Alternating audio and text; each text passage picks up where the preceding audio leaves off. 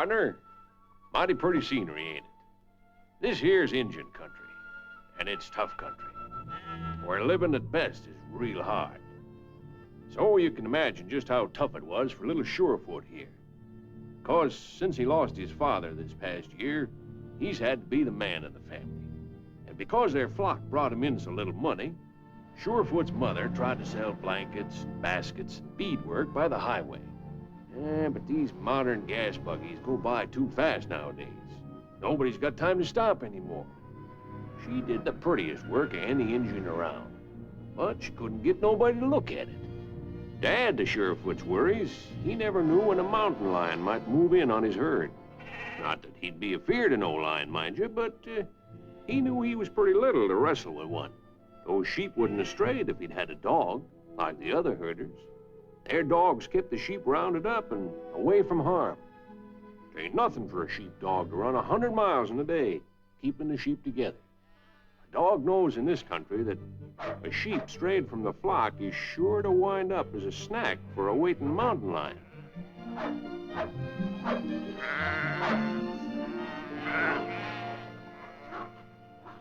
One day, when his mother was sitting under the squaw cooler, Surefoot came in. He'd found himself a sheepdog at last. But his mother said he couldn't keep it. They already had enough mouths to feed. Nope, Surefoot would just have to find the pup another home. Well, if he had to give up the pup, at least he knew who he'd give it to. He'd give it to his friend Marvin Glenn, the best mountain lion hunter in all Arizona. At first, Glenn said, "Nah, I don't need no more dogs." But I guess a closer look at little Surefoot told him how things was, 'cause he soon found himself saying, "Sure, pup looks like the makings of a great lion dog." Glenn told the kid he'd give the pup a good home, and maybe he could return the favor and do something for him someday. Sometimes, when you're only 5, it's hard to remember that you're supposed to be a man. And at this point, you wouldn't think things could have got any worse. But they did. A lion did move into Surefoot's herd. And little Surefoot wasn't scared. But there wasn't too much he could do against that lion's boldness, except round up the rest of the sheep as quick as he could.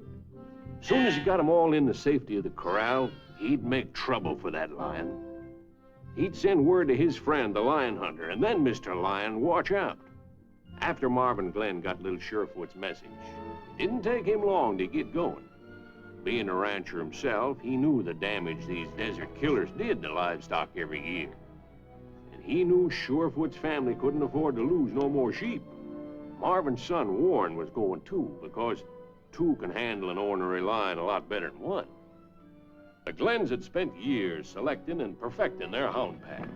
Until now, they had dogs who lived for nothing else in the world but the scent of a mountain lion.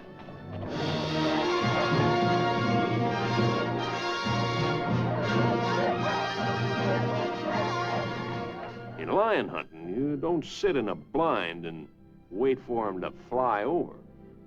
You take out after him. Sometimes you wish you could fly.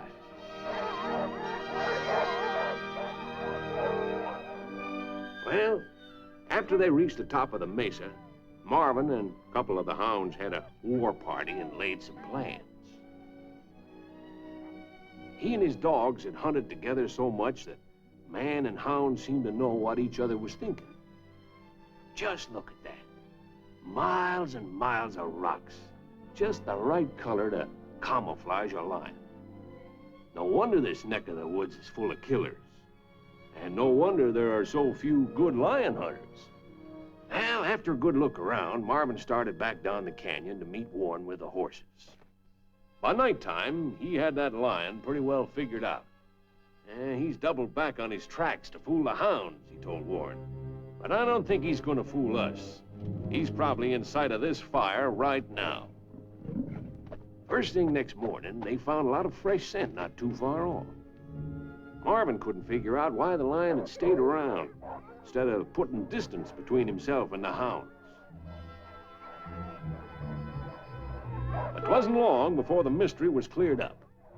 The lion had found a strayed steer and couldn't resist gorging himself on a nice steak dinner. But then, Greed has been the undoing of many an animal, and human. That steer meat meant nothing to them hounds. All they cared about was the lion scent. The hounds knew they was closing in. The lion made plans to take cover. But it's hard to run far on a full stomach. Best he could do was a nearby tree.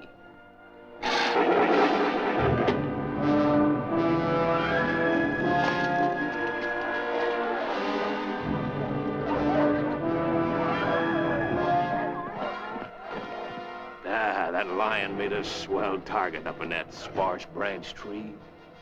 But just as he was going to pull the trigger, Marvin Glenn got hit by an idea. Well, whatever it is the hounds were yelping, let's get him out of this tree. Shooting would have been the easy way. Roping him means trouble. Glenn sure must have been set on his plan, whatever it was, to stick his neck out this way. It was going to take both of them to get this fella down off his perch. Now, the lion knew the rope would never go around his neck as long as he could catch it in his mouth first. Since the lion had his own bag of tricks, Marvin had to move in closer to the danger zone. A lion at bay is never a Sunday school picnic. Treeing him was one thing, getting him down another.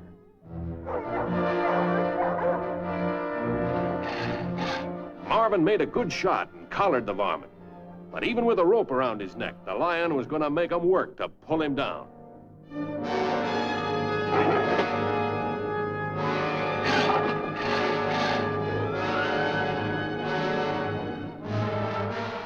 Warren had to throw a safety rope.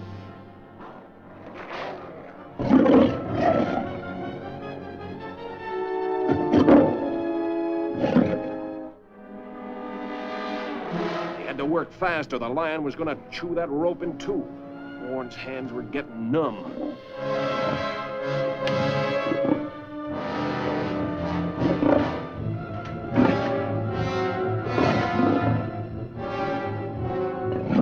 Marvin got a hind leg rope ready for the next step. The lion had already left his mark on Marvin's jaw. The worst was over now. Just a question of doing a firm job on the tying, including a stick between them teeth to keep them from ripping men and horse apart. So they saddled old Paint with a live, scrapping mountain lion.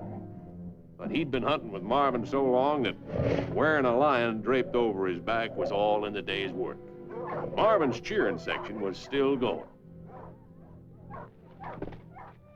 Well, sir, the next Sunday, you should have seen how them cars stopped at Mama Surefoot's blanket, basket, and beadwork bazaar. No wonder the little Injun was grinning. The prettiest sight on earth was them tourists with their Eastern folding money a-hopping out of their cars to see little Surefoot's ferocious attraction, courtesy of his friend Marvin Glenn.